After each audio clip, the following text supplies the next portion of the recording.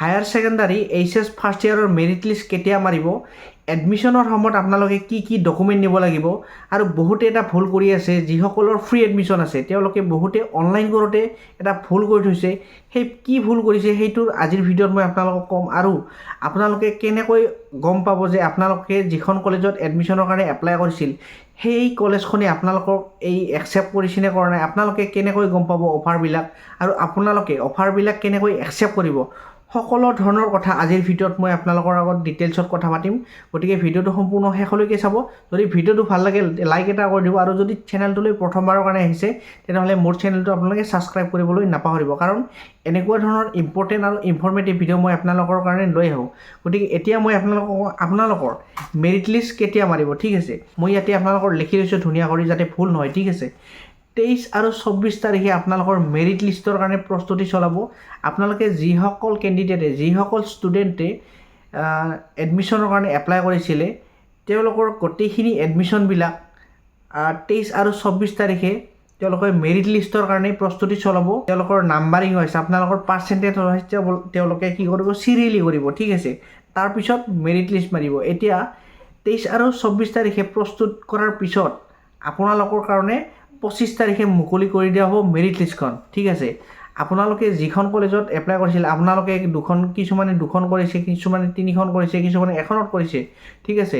তো সেই যিখিনি আপোনালোকে কলেজত এপ্লাই কৰিছিলে সেই কলেজবিলাকে আপোনালোকক কি কৰিব, অফাৰবিলাক পঠিয়াই দিব, দৰ্পণ পৰ্টেলত পঠিয়াব, ঠিক আছে। আপোনালোকে যিখিনি কলেজত এপ্লাই কৰিছিলে বা আপোনালোকে যিখিনি স্কুলত এপ্লাই কৰিছিলে, যেইকেইটা স্কুলত এপ্লাই কৰিছিলে আপোনালোকৰ সেইকেইটা কলেজে আপোনালোকক কি কৰিব, সেই মেৰিট লিষ্টবিলাক আপোনালোকৰ মাৰিব, আপোনালোকৰ নামবিলাক মাৰিব। আপোনালোকে দৰ্পণ পৰ্টেলত গৈ কিনে চাব পাৰিব অফাৰবিলাক আহিছে নে অহা নাই। 25 তাৰিখৰ পৰা 28 তাৰিখৰ ভিতৰত আপোনালোকে এইখিনি কাম কৰিব লাগিব, ঠিক আছে। অফাৰবিলাক আপোনালোকে চেক কৰিব। যদি আপোনালোকে চেক নকৰে তেনেহ'লে পিছত দেৰি হৈ যাব, পিছত আপোনালোকে এডমিশ্যন ল'ব নোৱাৰিব, ঠিক আছে। এতিয়া কথাটো হ'ল 23 আৰু 24 তাৰিখে আপোনালোকৰ মেৰিট লিষ্টৰ কাৰণে প্ৰস্তুতিকৰণ কৰিব। তাৰপিছত 25 তাৰিখৰ পৰা মুকলি কৰি দিয়া হ'ব আপোনালোকৰ মেৰিট লিষ্টবোৰ। তাৰপিছত আপোনালোকে চাব পাৰিব দৰ্পণ পৰ্টেলত। এতিয়া কথাটো হ'ল আপোনালোকৰ মেৰিট লিষ্ট মাৰাৰ পিছত আপোনালোকে এডমিশ্যনৰ সময়ত আপোনালোকে কি কি নিব লাগিব, ঠিক আছে। এইখিনি মই আপোনালোকক ডিটেইলছত ক'ম। আৰু বহুতে এটা ভুল কৰি থৈছে বুলি কৈছিলোঁ মই, সেইটো মই আপোনালোকক কৈ আছোঁ যে কিছুমানৰ ফ্ৰী এডমিশ্যন আছে, কিছুমানৰ পেইড এডমিশ্যন আছে। ফ্ৰী মানে হ'ল যিসকলৰ BPL, আৰু কিছুমানৰ আছে পেইড, যিসকলৰ BPL ৰেচন কাৰ্ড নাই তেওঁলোকে পইচা দি পেলাই এডমিশ্যন ল'ব লাগিব, ঠিক আছে। কিন্তু BPLবিলাকেও কি কৰিছে, কিছুমান ভুল কৰি থৈছে যাৰ কাৰণে তেওঁলোকে এডমিশ্যন ফ্ৰী ল'ব নোৱাৰিব, আৰু এইটো আপোনালোকে কাৰেকশ্যন কৰিব পাৰিব। মই আপোনালোকক কেনেকৈ কৰিব লাগে কৈ আছোঁ। তাৰ আগত মই আপোনালোকক ডকুমেণ্টখিনি কৈ আছোঁ, ষ্টেপ বাই ষ্টেপ চিৰিয়েলি কৈ যাম মই আপোনালোকক। ডকুমেণ্টখিনি আপোনালোকে লিখি ল'ব, ঠিক আছে। এইখিনি আপোনালোকে নাপাহৰিব, এইখিনি আপোনালোকে লৈ যাব, কাৰণ কিছুমানৰ ঘৰ ওচৰত হয় বা দূৰত হয়। যিসকল ষ্টুডেণ্টৰ ঘৰ দূৰত হয় তেওঁলোকে লাইন পতাৰ পিছত যেতিয়া তেওঁলোকক ডকুমেণ্টবোৰ খোজা হয় দিব নোৱাৰে, আকৌ ঘৰত যাই পিনি তেওঁলোকে আকৌ কলেজত আহিবলগীয়া হয় বহুত, আৰু লাইন পাতিবলগীয়া হয়, বহুত কষ্ট হয়, ঠিক আছে। গতিকে আপোনালোকে মই যিখিনি আপোনালোকক ডকুমেণ্ট ক'ম আপোনালোকে এই ডকুমেণ্টখিনি লৈ যাব। প্ৰথমতে লাগিব আপোনালোকৰ যিখন দৰ্পণ পৰ্টেলত ৰেজিষ্ট্ৰেশ্যন কৰিছিল সেইখন ফৰ্ম লাগিব, ঠিক আছে। দৰ্পণ পৰ্টেলৰ আপোনালোকে যিখন ফৰ্ম অনলাইন কৰোঁতে ৰেজিষ্ট্ৰেশ্যন ফৰ্মখন আছিল সেইখন আপোনালোকে লৈ যাব লাগিব। 2 নম্বৰত দৰ্পণ পৰ্টেলত আপোনালোকে যিখন কলেজত এপ্লাই কৰিছিলে, ধৰি লওক আপোনালোকে এখন কলেজত এপ্লাই কৰিছিলে, সেই কলেজত যিখন এপ্লাই কৰিছিলে সেই ফৰ্মখন লাগিব, মানে একনলেজমেণ্ট ফৰ্মখন লাগিব। 3 নম্বৰ HSLC মাৰ্কশ্বিট, আপোনালোকে মেট্ৰিকৰ মাৰ্কশ্বিটখন নিব লাগিব। 4 নম্বৰত HSLC এডমিট, আপোনালোকৰ এডমিটখনো নিব লাগিব। 5 নম্বৰ হ'ল আপোনালোকৰ আধাৰ কাৰ্ড, চেল্ফ আৰু আপোনালোকৰ পেৰেণ্টছৰ, ঠিক আছে। আপোনালোকৰ নিজৰ আধাৰ কাৰ্ডখনো লৈ যাব আৰু পেৰেণ্টছৰো পাৰিলে লৈ যাব। 6 নম্বৰ ইনকাম চাৰ্টিফিকেট নাইবা ৰেচন কাৰ্ড। যদি আপোনালোকে এইটো বছৰৰ ইনকাম চাৰ্টিফিকেটখন আছে তেনেহ'লে এই ইনকাম চাৰ্টিফিকেটখনো আপোনালোকে লৈ যাব পাৰে। আৰু যদি ইনকাম চাৰ্টিফিকেটখন আপোনালোকৰ এভেইলেবল নাই, আপোনালোকে যদি ইনকাম চাৰ্টিফিকেটখন এপ্লাই কৰা নাই তেনেহ'লে আপোনালোকে আপোনালোকৰ ৰেচন কাৰ্ডখনো নিব পাৰে, ঠিক আছে। তাৰপিছত আহিল আপোনালোকৰ আপাৰ ID, যিখন আপোনালোকৰ আপাৰ ID কাৰ্ড আছে সেইখনো আপোনালোকে লৈ যাব, ঠিক আছে। যদি আপোনালোকৰ লগত নাই তেনেহ'লে আপোনালোকে অনলাইন কৰি ল'ব পাৰিব, নাইবা আপোনালোকে যিখন স্কুলত আপোনালোকে পঢ়ি আছিলে তাতো আপোনালোকে সুধি পেলাই সেই আপাৰ ID কাৰ্ডখন ল'ব পাৰিব ঠিক আছে তাৰপিছত আহিল আপোনালোকৰ 8 নম্বৰত পেন নাম্বাৰ যিটো আপোনালোকৰ PEN নাম্বাৰ আছে সেই পেন নাম্বাৰটো আপোনালোকে লিখি লৈ যাব তাৰপিছত আছিল আপোনালোকৰ 9 নম্বৰত ফটো আপোনালোকে 2 কপি লৈ যাব নাইবা 2-3 কপি লৈ যাব যদি পাৰে এইটো সকলোকে নালাগিব পাৰে বা কিছুমান স্কুলত খুজিছে বা কিছুমান স্কুলত খোজা নাই ঠিক আছে তো আপোনালোকে যদি পাৰে পাসপোৰ্ট ফটো 2 কপি লৈ যাব 10 নম্বৰ আহিল আপোনালোকৰ কাষ্ট সাৰ্টিফিকেট মানে আপোনালোকৰ যেটো জাতিৰ প্ৰমাণপত্ৰ কিছুমানে কাষ্ট OBC হয় কিছুমানৰ ST হয় কিছুমানৰ ST হয় আপোনালোকে যেটো জাতি জনগোষ্ঠীৰ হয় সেইখন সাৰ্টিফিকেট আপোনালোকে নিব লাগিব যদি আপোনালোকে OBC হয় OBC সাৰ্টিফিকেটখন লৈ যাব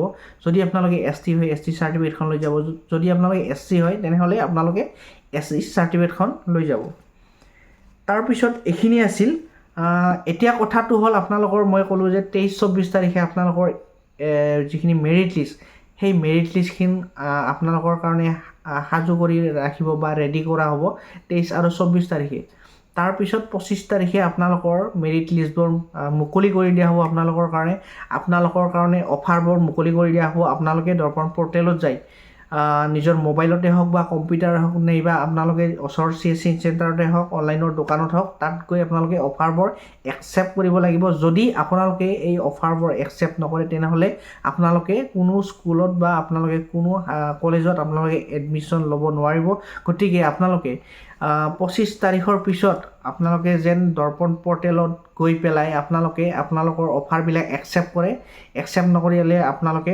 কৰিব নোৱাৰিব বা এডমিশন ল'ব নোৱাৰিব আৰু মই এটা কথা কৈ আছিলো যে আপোনালোকক কিছুমানে ধৰক আপোনালোকৰ BPL কাৰ্ড আছে কিছুমানৰ APL আছে কিন্তু অনলাইন কৰোতে বহুতে কি কৰিছে আপোনালোকেটো বহুতে নিজে অনলাইন কৰিছে বা কিছুমানে অনলাইনৰ দোকানত গৈ এপ্লাই কৰিছে বহুতে অনলাইন দোকানত এপ্লাই কৰিলেও তেওঁলোকে কিছুমান ভুল কৰি আছে যে আপোনালোকে হয়তো BPL কাৰ্ডখন লৈ যোৱা নাই ৰেশন কাৰ্ডখন আপোনালোকে লৈ যোৱা নাই আৰু তেওঁলোকে কি কৰিলে ৰেশন কাৰ্ডখন নোহোৱা বুলি পেলাই আপোনালোকৰ কি কৰি দিছে BPL ৰ জায়গাত আপোনালোকৰ APL বুলি লিখি দিছে ঠিক আছে যদি আপোনালোকৰ BPL ৰ ঠাইত APL বুলি লিখি দিছে তেনেহলে আপোনালোকে ফ্ৰী এডমিশনটো নাপাব তো এতিয়া যিসকল ষ্টুডেন্টৰ BPL ৰ জায়গাত APL দিছে তেওঁলোকৰ কি হ'ব যিসকলৰ BPL ৰ ঠাইত BPL দিছে তেওঁলোকৰ ঠিকই আছে আৰু যদি BPL ৰ ঠাইত APL বুলি বহু অনলাইন দোকানী দিছে বা আপুনি নিজে কৰতে ভুল হৈছিল এতিয়া আপুনি কি কৰিব BPL ৰ জায়গাত যদি APL হৈ আছে আপোনালোকেটো এতিয়া ফ্ৰী এডমিশন নাপাব তো